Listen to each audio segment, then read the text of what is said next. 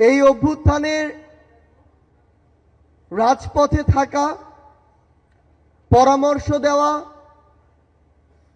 গুরুত্বপূর্ণ পদক্ষেপে সহযোদ্ধার মতো ভূমিকায় থাকার কাজগুলো করেছিল বাংলাদেশ ইসলামী ছাত্র শিবির। শিবিরের অনেক বড় ভূমিকা ছিল আমাদের এখানে, আমাদের আন্দোলনের ভিতর শিবিরের অনেক বড় উদ্যোগটা ছিল স্টুডেন্টের, বাট শিবিরের ভূমিকা ছিল অনেক, জামাতের ভূমিকা অনেক। এই আওয়ামী লীগ যে দোষে সর্বহারা হয়েছে সরকার পতনের পর, বিএনপি কিন্তু ওই দোষী করছে।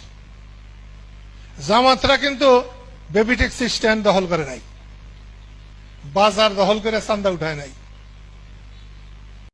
আমরা মুসলমান, এবার জামাতে ইসলামকে আমি ক্ষমতায় দেখতে চাই। No more Awami League, no more BNP, no more Jatiya Party. আমাদের টার্গেট হচ্ছে এখন একটা ইসলামপন্থী সরকারকে রাষ্ট্র ক্ষমতায় নিয়ে যাওয়া। এটা আমাদের একটা প্রধান টার্গেট। এখন আমাদের এজেন্ডা স্পষ্ট, কোনো গোপন এজেন্ডা নাই। আমাদের কি নাই? কোনো গোপন এজেন্ডা নেই। আমরা চাই বাংলাদেশে এখন একটা ইসলামপন্থী রাষ্ট্র ব্যবস্থা গড়ে উঠুক, ইসলামপন্থী সরকার শাসন ক্ষমতায় আসুক।